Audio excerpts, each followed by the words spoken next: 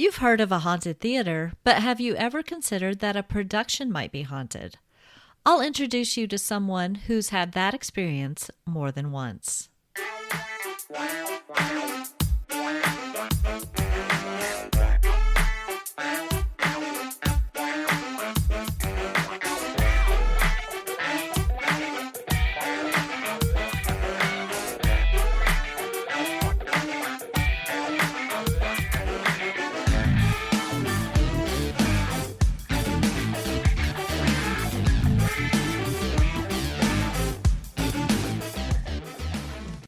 Welcome to the Peep Podcast.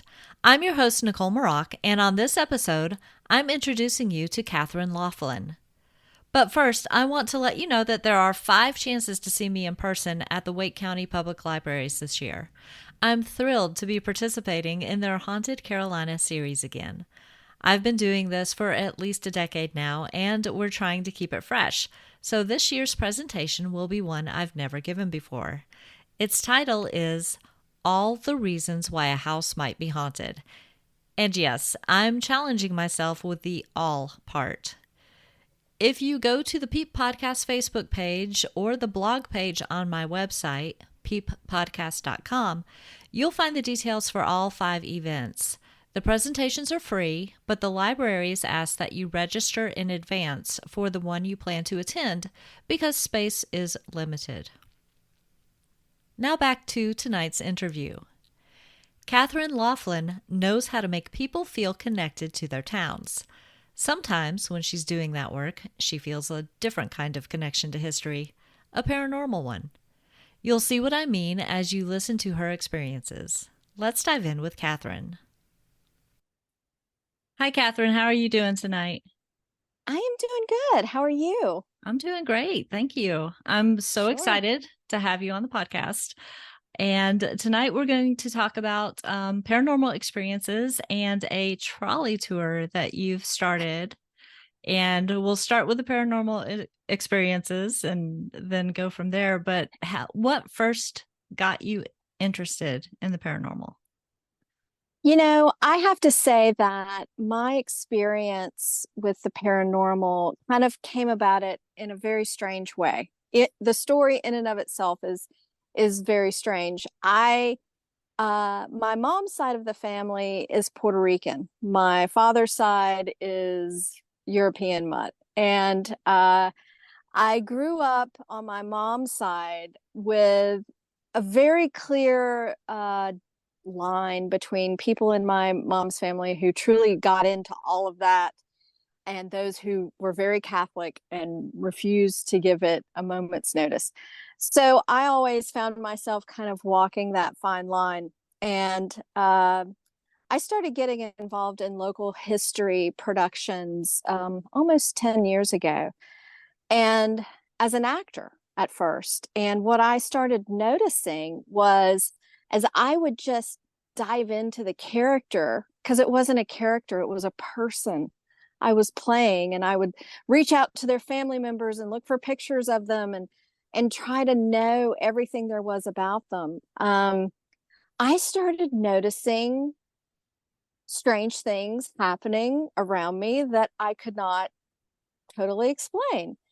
And as that continued, just little, it's hard to explain, little signs left for me, doors not being locked that I knew were locked, things moved around. I mean, all of that stuff. And I just thought, I had a grandmother who recently passed away at the time. And I thought, well, maybe it's her, and maybe I'm losing my mind. I don't know. But as the years went on and I kept doing local history, what I found is when you tell the story of other people's lives who have passed, at least in my case, they tend to let you know that they know you're doing that. And so my experience in the paranormal has been very related to productions that I'm in. And when I'm talking about the stories of real people, I think that I am greeted with a message of knowing that, hey, thank you, Yeah. or hey, I hear you, or hey, you didn't get that part right from very strange experiences. And once the production is over, things die down. Wow. Um, so that's kind of how I've experienced it to this point. So what has been the most um jarring of your experiences so far? It doesn't have to I be it I doesn't have to be scary, just like what made you really take notice? Yeah, strangely enough, there's been three that um shook me to my absolute core. One of them had to do with my daughter, and when we were doing that first production in a nearby town, we were in a dress rehearsal for the show. It was getting ready to go. Opening night was right around the corner. And at the time, I was sitting with my daughter, who was also in the show. She was like 10 years old. And on stage, they were doing a Civil War scene, and describing some Civil War battles that took place nearby in our area. And my daughter, I was looking down at a script, getting ready for my next thing, and my daughter started going, "Mommy, mommy, mommy, look, look, look." And I'm like, "What?" Because at first I looked at her, and then she was just like, her eyes were so big. And she goes, "The lady, the lady." And I was like, "What are you talking about?" And then she got so upset and she started crying. I had to take her out of the theater. And I'm like, "Honey, what is going on?" And she goes, there was a lady on the stage with all the soldiers, and she was trying to get their attention." And I said, "What did she look like?" And she goes, "She just disappeared. Her hair was in a bun, but it was messed up." And she goes, "And she had hashtags all over her face." Huh. And I was like, "That is bizarre." So I had to take her out to the car, and I actually videoed her talking about this. She had calmed down, and she goes, "I know it was a ghost. I know it was a ghost." And she goes, "But it was the hashtags. It was the hashtags." And so I came home that night and I started investigating a little bit about, well, was it about that scene? What was going on? And the scene just after that in the show features a young school teacher who was female, who actually died of typhoid around the time of the Civil War. So I start looking up typhoid, and apparently one of the signs of typhoid is little red scratch marks on the face Oh that wow. that look like what my daughter, the social media kid, would know as hashtags. Oh my goodness. And I immediately called the director of the show, and I was like, "You won't." And I had the video, and she kept saying that when the boys walked by her, she looked at them like, "Oh, pay attention to me." But then she sort of looked away, and she kept making this motion of covering her face like she was ashamed of herself. And that's what my daughter saw. And it was only, I didn't really know what to think until she kept crying about the hashtags. And when I got home and I found out that typhoid, that is one of the symptoms of typhoid, is these red scratch marks that go back and forth on the face. Mm. So I called the director and I was like, "You're not going to," and she said, "Katherine, there is all kinds of stuff going on in this production, and I'm trying my best not to tell anybody because I don't want people freaking out. We go in 2 days. I mean, the light guys say the lights are going crazy. People are waking up and thinking there are people in their rooms. I mean, it was just so much." So that first experience, because there's no way, once I knew about the hashtags, she could be just making this up. Um, that I thought, "Oh my goodness, we're actually stirring something up." And it Yeah. was this girl who lived in that area and did in fact die from typhoid. So that was a pretty powerful paranormal experience that I had to witness through my child at the Yeah. time and still get through 2 weeks of a show. That is that's amazing. And people talk about haunted theaters all the time, and I don't know if I've ever been to an older theater that wasn't considered haunted in some way. But you don't, except for maybe Phantom of the Opera or some sort of cursed show, you don't think about the actual production being haunted. Right. And that's because that was a relatively new theater, a performing arts center here in Holly Springs, which is a very small town right next to Cary, where I live. And what I will tell you, having done historical productions from that day forward, I have had so many people on my cast who, by religious conviction, does not believe in anything paranormal, who, through the course of being on a historical production, became haunted. I mean, that's, and even they had to sort of revisit their own worldviews about some things. And once the production ends, everything calms down. That's paradigm shifting for people, I'm sure. Wow. Yeah. So you said you had three. Yep. Yeah. So uh, the second one was a little less, it just had, the other two have to just do with me, for the most part. One was in the middle of the night. My daughter, this is when she was older. She was sleeping out with a friend for the night. I was asleep. I was in a production that was a haunted history production. And I was the tour guide, but I was also playing the woman, the wife of the founder of the town. And it was it was outside, so you worry about rain, and we had to make sure that, we got all our permits. And so it was a lot going on through my head. But one night I was completely asleep, middle of the night, and I hear my daughter got this violin, this fake violin from my mom at, I think, a Cracker Barrel or something. It was one of those that comes with this fake little bow. It has a bow, and when you move the bow, or it'll play a song. You can hit a button and it'll play a whole song. And I wake up to the sound of this violin, and it's going, rah, rah. It's not playing the song. It's rah, rah, rah, rah, rah. And I thought, I finally got to sleep, and now I have this to worry about. And then it would stop and it would start again. So at first I thought the batteries are dying on the thing. I just need to go get the batteries out and be over with it. But it sounded so strange. And I had gotten to know that when I'm in a production, weird things start happening. So I turned on my phone. I filmed it. And I'm walking down the hallway to my daughter's playroom. And I find the violin, and the bow is not anywhere near it, right?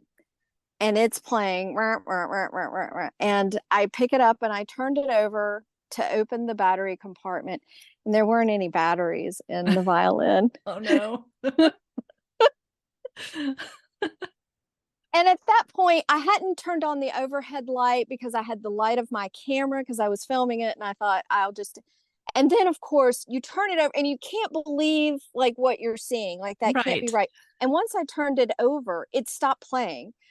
But I had opened the compartment. It was like when the compartment was open, there was no batteries. The whole thing stopped. I turned the light on, and just to verify that the bow wasn't anywhere near the violin, but it didn't matter because there was no batteries Right. in the violin. And so what do? It's 3 a.m. I was just like, okay. And this is what I've started doing. I just say, okay, I hear you.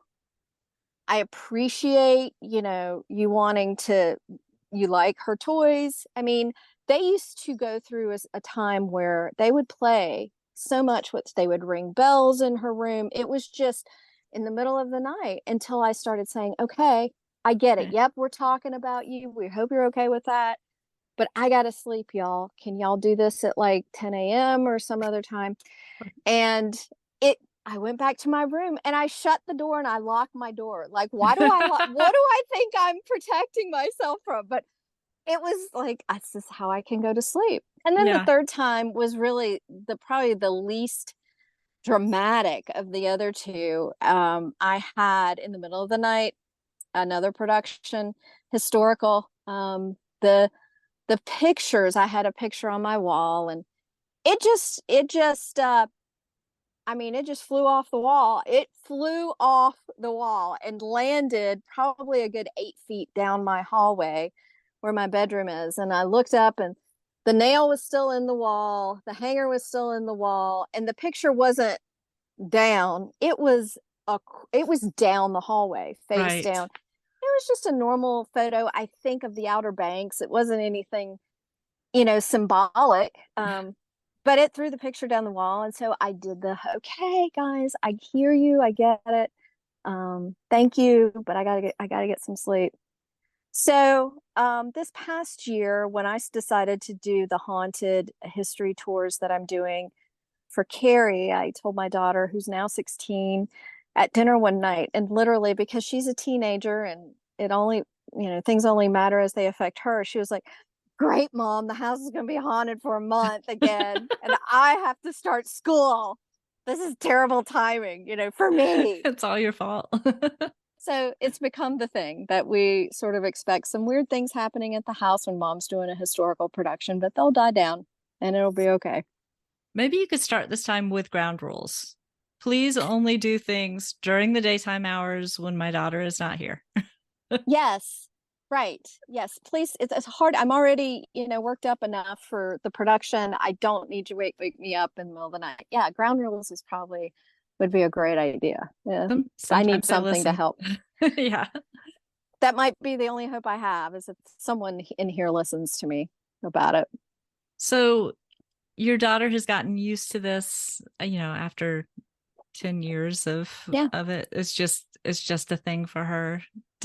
Does she wake up when you wake up? Like, does she experience the same things or does she sleep through it? The things that I would say that happened to me in the middle of the night. I mean, obviously she was there for the hashtag. She was the Right. hashtag. We call it the Right. hashtag incident. But the other two times she wasn't in the house. She was not here because her dad and I are divorced, and so she has a lot of weekends where she's away. She was away with him, and she is not here. Which, in my mind, and I know I'm, trying to make sense out of maybe what can't be made sense of. I think it's a female spirit. It's a mother because only a mother knows not to do stuff when the kid's going to freak out if she's around for it. But the hashtag incident was the only one my daughter really had to experience on her own. We had something happen just last month where her TV kept turning on in her room, Hmm. and she's very matter of fact about it. She was just like, "Mom, I'm unplugging my TV until your tour is done." I said, "Okay, sounds like a good idea."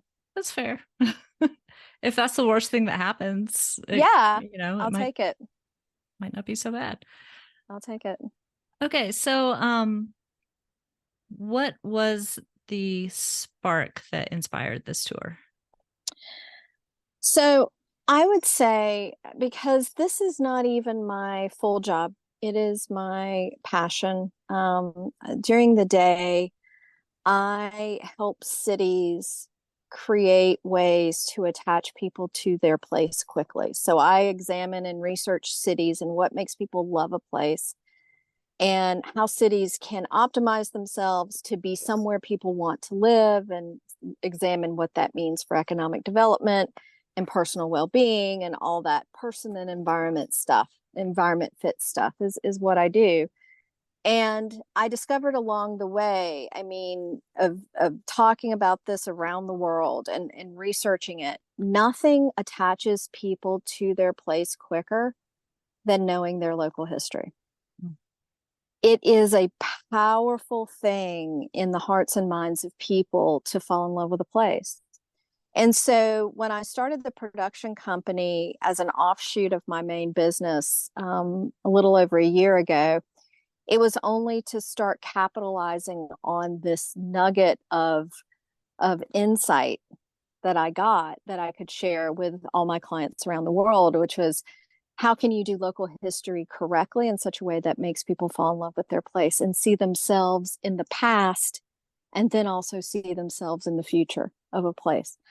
And so the inspiration of all of my tours comes from the science of me understanding what it is that people need to understand about their place to fall in love with it. And I do different ones. I mean, they're not all haunted. I just finished History of Hooch because Cary has this very complicated history with alcohol. We were a dry town till the 70s, 1970s.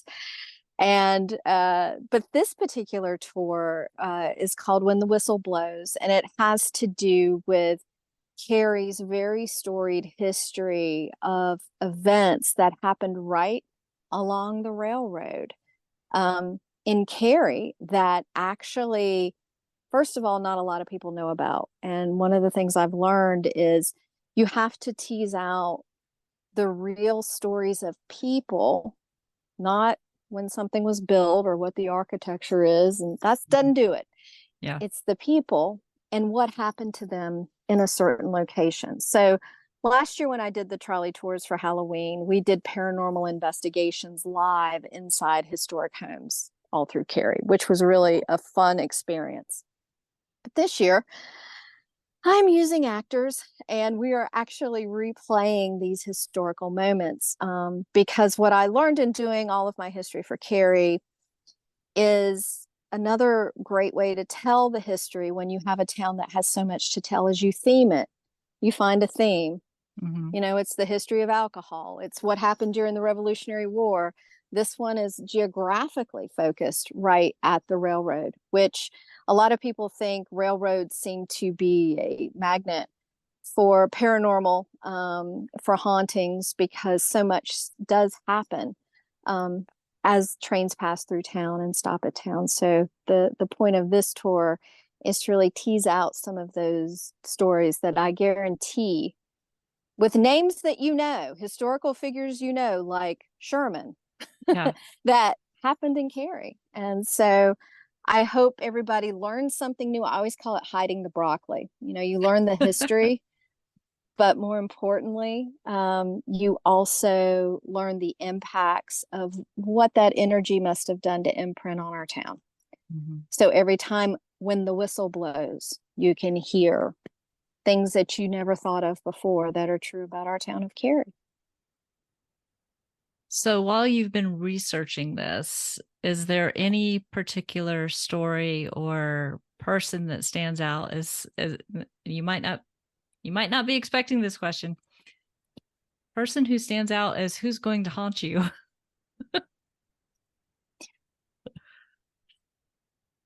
You know, that is not what I expected.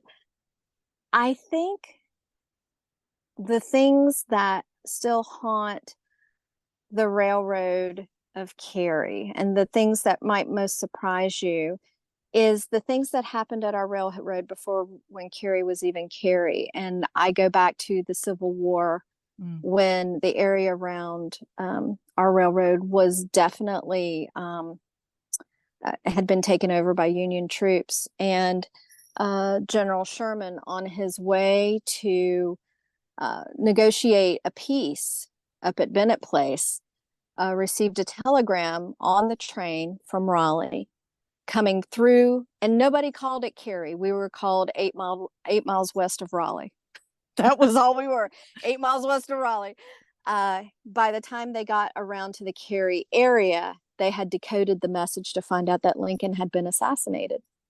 Oh. And he pulled over in Cary, right in front of Frank Page, who was our founder's homestead, which is right next to the Page Walker, if anybody knows about downtown Cary, Mm-hmm. to discuss with the local troops and the local general his decision to not tell the troops that Lincoln had been assassinated, because he was this close to ending this thing. And he thought that if this town found out, if his troops found out, they would destroy the area and it would start all over again. Yeah. So it was actually by our train tracks in Cary, North Carolina, that General Sherman made the fateful decision to not tell his troops about Lincoln's assassination in the hopes that he could end this war. And he worried, because he was keeping something so important from so many people, that it would come back to literally haunt him. He says this: I hope this decision doesn't come back to haunt me, but I don't know what else to do to save our country. Yeah. And so that kind of imprint, if you will, on land, I think stays long after the folks leave. And that no one knows that story, and we can really pinpoint the place he was when he made that call and go visit it still today, means that that energy is still there for others to experience. And I think that's kind of the beauty of the full circle of of stories, because I think my favorite quote is Margaret Atwood when she says, "In the end, we all become stories." That is a very true quote. Yeah. So how is the trolley tour going to work? Because it's a pretty small geographic area, right? Is it like a lot of stops, or just describe however you want to describe it? Sure. And it is, I take these productions very seriously, not only in the research, but really designing a user experience that I think people will enjoy. I also believe in economic development of businesses along the way. So I always include local businesses on my tours. So what we're going to basically do is we're going to get on board. We're going to visit our first, what I call whistle stop location, which is a historic location where folks will have their first drink, and we will talk about what lies ahead in the evening. And then we will board and we will travel probably about a 2 block radius around downtown Cary, where we will disembark at certain locations at and near the railroad tracks. Not everything's right on the tracks. A couple of things, a couple of scenes are about a block or two up from the tracks where they happened, because I make a point of replaying the history where the history happened. Um, and we'll get off the tour, get off the trolley, and see the actual historic moment reenacted. And then at that point, after the scene concludes, I will tell what is the folklore, the ghost story, the implication of why. It's obvious once you see the scene why that could have imprinted the land for sure. But I will sort of bring that to a close, and then we'll get back on the trolley and I will transition to another time and place of Cary, where again, once again, the railroad came into impact. And so we travel to about 7 stops. We have seven, including one scene that happens on board the trolley, which is exciting. We have somebody come on board, and um, I do a scene with them. I'm the tour guide as well. So, the director sort of as tour guide, make sure everything keeps running the way it should. And then at the end of the evening, we end at another historic location in Cary, where folks can have yet their final drink of the evening and also get to mingle with the cast, still in character, Cool. and ask them about questions about their time and their story that was portrayed on the tour. And that's how we will end. It'll run about probably 90 minutes or so is what we're thinking. That sounds like a lot of fun. And if somebody is interested in, because this is not technically paranormal investigations, but say somebody like me said, well, is it okay if I record while we're standing here? Could they do that? Absolutely. And on the ticket site, I say, I welcome paranormal investigators on this tour, because, and if they're capturing something, either through recording or they capture something later, or they take a picture or something that they use as their investigative techniques reveal something, I give permission to tell me on the tour. I mean, tell me. I want to hear it in the moment, but if you discover it after the fact, I definitely still want to hear it. And I want to post about it to the site, just because I'm not leading the paranormal investigations like I did last year. I think that this is the perfect storm for investigators to come on the tour. And even though there's noise and we're reenacting and there's stuff going on, I still think that there is going to be some gold that can be yielded by some paranormal investigators. And that's why I want to make sure they feel welcome to join us. That is very cool. And as somebody who's done a lot of investigation, I would recommend that people who finish the tour, especially given what you've already told us, kind of just say the whole nothing is allowed to follow me home before they head back to their own beds. And I agree with you 100%, 100% on that. I'm even going to have some sage bundles nearby in case someone is feeling particularly like they want one. So I agree. But I think that's smart, say no one's allowed to come home with me. And I used to make this joke, and it's kind of a funny one, that the reason why I started doing paranormal investigations myself, when I did like combining history with paranormal, is because I'm sick of being haunted. I want them to go home with you now for a change. And so once you know the story and you've been around it, maybe they'll glom onto you the way they glom onto me. But I love having them around, actually, because it makes me feel like what I'm doing makes a difference. And Yeah. it's a weird way to feel endorsed, but I will take it. Well, yeah, I mean, it's validation to you, and you are validating them. So it's a weird kind of symbiotic relationship, for lack of a better way to say it. It is the strangest kind of therapeutic model I've ever been a part of, but it seems to be working. I think that's awesome. Did you? Well, I will put a link in the show notes to your Okay. website, so it's really easy for hmm people to find. What dates is the tour going to be running for anybody who's local or planning to come to Cary for this? Yes. So we have 10 dates. I just checked before you and I started talking. Two of them are sold out. But sometimes people switch tours and stuff, and I let them do that. So I would still check all of these dates. They're October 5th, 6th, 8th, 11th, 12, 13, 15, 18, 26, and 29. Okay. But with the link, they can definitely go check in real time and see what we have available. And we would love to have anyone who wants to come with us, paranormal investigator or not. Okay. I, I will, like I said, I'll put the link in the show notes. And if any listeners are anywhere in the Triangle area or want to plan a little trip, they are welcome to check that link and see if there are tickets still available when this show goes up. I would love to have them. We have someone coming as far as Philadelphia for the show this year, so we're very excited That's about that. fantastic. Is there anything else that you wanted to chat about before I let you go? I would also love to let your listeners know my Facebook page, The City Doctor Productions. If people become a member, which is obviously free, I mean, you can become a member of any page on Facebook.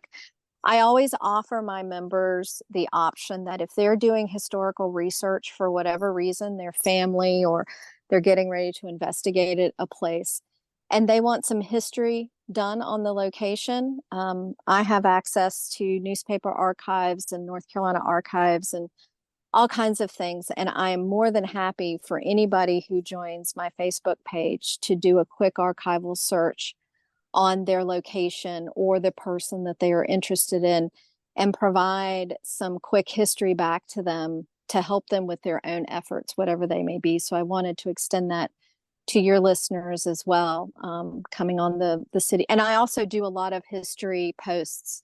I don't just promote tours, I do a lot of history posts on there about things I'm finding that are surprising to me. So I hope folks can join and see it as a resource and can come to me and ask for help with historical research if they need it in their own endeavors. Okay. I love that too. I will put a link to the Facebook page as well in the show Thank you. notes. Sounds great. All right. Thank you so much for your time tonight. This has been really fascinating. I love your personal stories and I love why you're doing this. It seems like coolest job in the world is to figure out how to connect people to the cities and make them love their home. Yes, and luckily there's a recipe that exists, and all I'm doing is combining our history and a little paranormal and a little legend to make people fall in love and feel connected to their place through these stories. That's great. Thank you so Thank you. much. Thank you for having me. I appreciate it. Thanks again to Katherine for joining us, and thank you for listening. If you're interested in sharing your own personal paranormal experiences, or if you have an idea for an episode topic, please reach out through the contact form at peeppodcast.com. That's PEEP podcast.com. Remember, that stands for People Experiencing Everyday Paranormal. While you're there, subscribe to my newsletter and keep up with the podcast and all my creative and energetic endeavors. I only email it once a month. You'll receive briefs on recent episodes, information on any upcoming appearances, and some additional fun stuff. For example, you can receive a free download of a short story I wrote based on one of the most vivid dreams I've ever had, just for signing up. If you enjoy the podcast, please give it some rating love on your favorite podcast app. Share it with friends and subscribe so you don't miss an episode. Ratings and reviews help the podcast be found by others. A huge thank you to everyone who's given the show some love. I truly appreciate it. No matter how you support the show, listening, telling others about it, financial support through the donate button on the website, or any other way, I absolutely appreciate your being here. Thanks again for listening. Stay safe and be well.